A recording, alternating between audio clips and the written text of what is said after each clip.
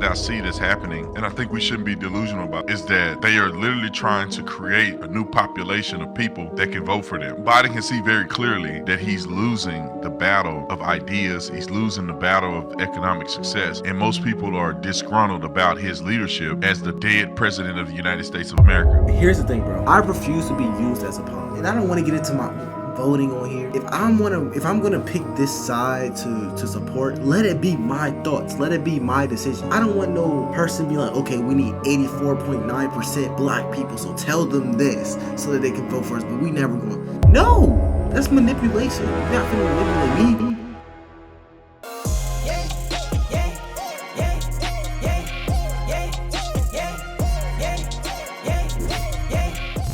It was very disgraceful what they did to the people in Island Shores. They gave us time to get out, but they never said when, and they never said they were going to get us out.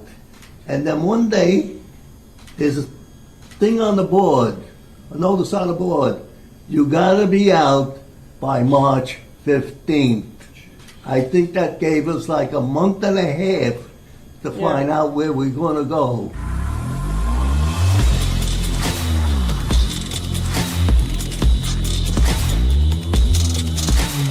You know, one thing that I see that's happening, and I think we shouldn't be delusional about, is that they are literally trying to create a new population of people that can vote for them. Biden can see very clearly that he's losing the battle of ideas, he's losing the battle of economic success, and most people are disgruntled about his leadership as the dead president of the United States of America. And he needs to replace them with new bodies. The black vote is going to dwindle from the Democrat Party. That's just the way it is. They're going to either dwindle through becoming disgruntled enough not to vote, or they're going to vote Republican. We just saw that the mayor of the great city of Dallas, Texas, decided to switch his party affiliation from Democrat to Republican. We saw what's her name in Arizona? I forget her name. Dressing like a hoochie mama when she go in Congress. And here's the thing, bro. I refuse to be used as a pawn. I refuse to be used as a pawn, bro. If and I don't want to get into my voting on here, but my thing is this, bro. If I'm gonna pick this side to support, let it be my thoughts, let it be my decision. I don't want no person be like, okay, we need 84.9% black people, so tell them this so that they can vote for us, but we never going. No, that's manipulation. You're not finna manipulate me. It's not gonna happen. But one thing I've noticed, and I don't think this is true, I don't know if this is true, we are being looked at as kind of like pawns in a way. Like, okay, we can't control them anymore. Let's just throw them to the curb and try to control a new group. And that's something that I've noticed. By some people, they look at us as pawns, but me personally, it won't happen, and I hope it doesn't happen in my community either. I forget her name. It'll come to me here in a second. But she switched her party affiliation from Democrat to Independent. Kirsten Sinema. So, you know, when you look at those things that are occurring, you see that the Democrat parties are losing a lot of traction, forcing mandates on vaccinations. I mean, all of these things that the people are waking up to their behaviors, it's causing them to lose traction. But what do they want to do in exchange? They want to get as many illegal aliens into this country, and they give them aid, give them housing, even destroying cities. It was very disgraceful what they did to the people in Island Shores. They gave us time to get out, but they never said when, and they never said they were going to get us out. And then one day, there's a thing on the board, a notice on the board, you gotta be out by March 15th. Bro, I really can't even believe that, bro. That is insane. Like, I really hope there's more to this story, but I don't know, man. That's just insane. Hey, y'all, make sure y'all subscribe to the channel. Don't forget to subscribe. I think that gave us like a month and a half to find out where we're going to go.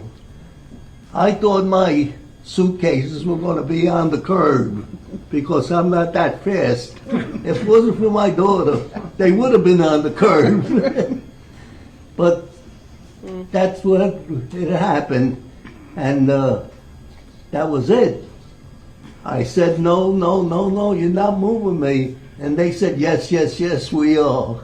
And everything was done behind closed doors. Yeah. We didn't have a chance to actually make any attempt to stop them because there wasn't enough time. Nobody should be subject to this. Scott Herkert lives right next to the former St. John Villa Academy turned emergency migrant shelter. The city built showers for the shelter right against his backyard. He has been at the center of the neighborhood pushback against placing migrants here across from a school. So it's true. You kicked out a veteran to put... Oh, brother.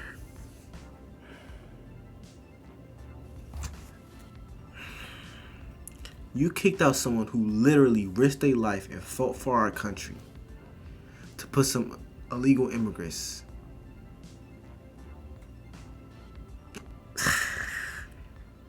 That's a problem, man. That's a problem. I can't get behind that at all. That is wrong. That is immoral. That is unjust. That makes no sense. It is not in the best interest of this country. You kicked out someone who risked their life for this country, who fought for our country, who was a veteran, who was in the war. You kicked them out to put illegal immigrants who got into this country unjustly. I would say I don't know if they're actually illegal. I'm not going to say illegal because I'm going to be a little fair. Put migrants in. Here's the thing. If you're going to support migrant housing, don't kick out veterans. That is insane. That should be the last person you kick out. That should be the person who gets the most help. Veterans. Come on, bro. This is terrible. May now become a bigger battle. I knew from the beginning this wasn't a checkers game, it was a chess game. In his ruling ordering migrants out of St. John Villa, Staten Island Judge Wayne Ozzie wrote that the guarantee of a bed to anyone who comes to a city shelter was never meant to be applied to migrants. It was only, quote, to provide housing for unfortunate New Yorkers who needed shelter. That right to shelter decree did not envision homeless from China and Korea and Venezuela.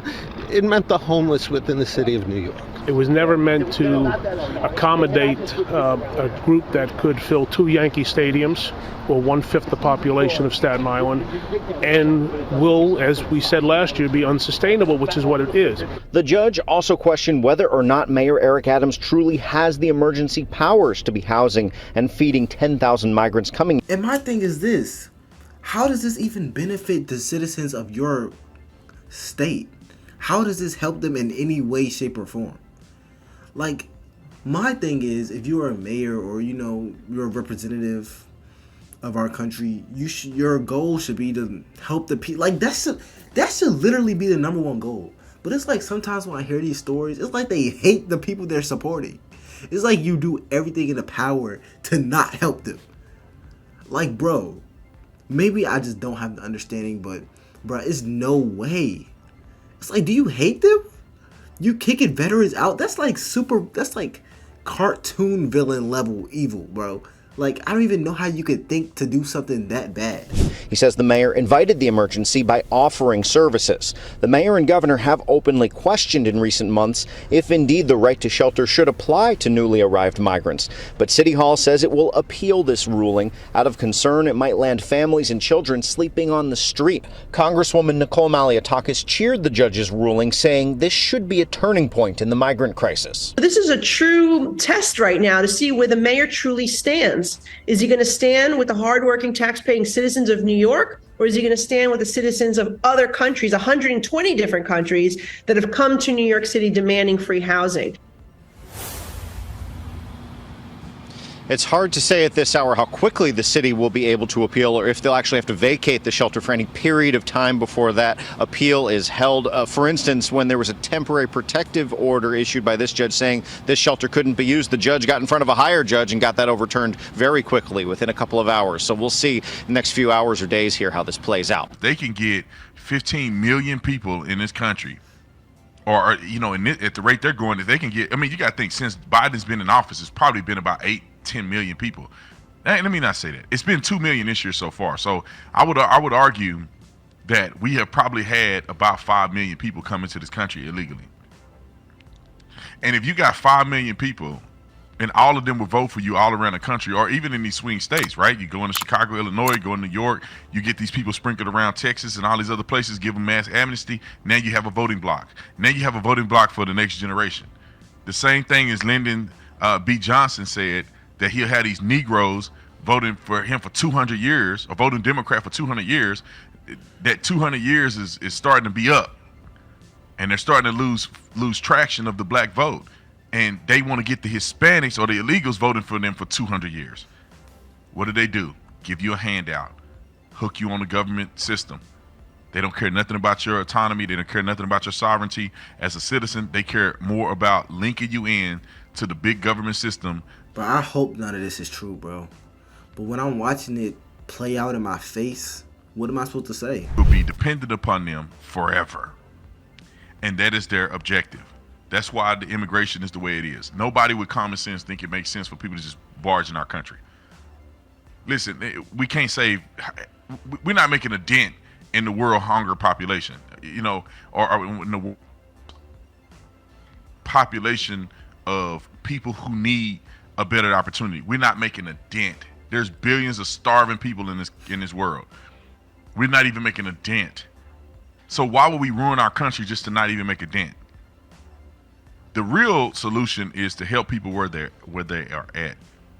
You don't want to help people come to America. You want to help them where they're at so they don't come to America. That's what we really should be doing. Smart. If we do anything at all. To be honest, I think it's good to be philanthropic, and it's good to be engaged with helping people all over the world. But you have to prioritize yourself first. We have to prioritize America first. And that's my stance, bro. I full-heartedly agree with that, bro. I full-heartedly agree. If you have citizens in your state who are struggling, who are hungry, who are homeless, that's why these people literally voted for you. That's why they put you in office, because they thought that you would make their lives easier. But when you say, they're all right, they're fine, let's help somebody else, I don't even understand that line of reasoning. It's like when you have kids and your kid's hungry, but you go outside to the neighbor's kids and get them a Big Mac or something. It's just weird, bro. Like, it don't even make sense to me. I don't even understand how you could think something like that. It makes you think, like, is there something hidden going on behind the scenes? Is somebody funding him some money? Like, I don't know. Like, it doesn't make sense to me. I don't know how many times I have to say this. You shouldn't even be able to be the president of the United States of America if you don't sign a piece of paper, a contract saying, or raise your right hand and say, I will put America first. In everything we do, we put America first. That means that if the world is burning down and everybody's dying all over the world, that ain't got nothing to do with us unless we have our stuff together first. And it's very simple. America is like your house. The southern border is like your front door. You don't just let people come in your house. And then, to be honest, you can't effectively help other people if you can't help the people that's already in your house. How stupid of a man are you that you would have your family struggle just to bring outside people in your house and feed them? That makes no sense. Because once you get to the point where you can't sustain your own family, you definitely can't help nobody else. The point is to become stable, and then you can start helping other people become stable. An unstable person can't help people become stable. Bro, that is facts, bro. This man is spitting facts, bro. This is why I like watching his stuff. He is spitting straight facts. He's spitting straight facts, bro. Like, when we talking about having a man, you got to keep your house first. You got to put yourself first. You got to put your family first. You got to put the people you love and care about first. Point blank, period. And I get it. You can still be a good person and still do this. That's facts. So when you let other people in your country or whatever the crap, or within your state, or I don't know, I mean, it's cool, but at the end of the day, your citizens come first, period. If they struggling, there's nothing you can really do for other people, period. It just is what it is, man. But I'm going to end this video here. His video is called 95-Year-Old Veteran. It's the same title. It's LFR Jojo, and I'll see y'all next one.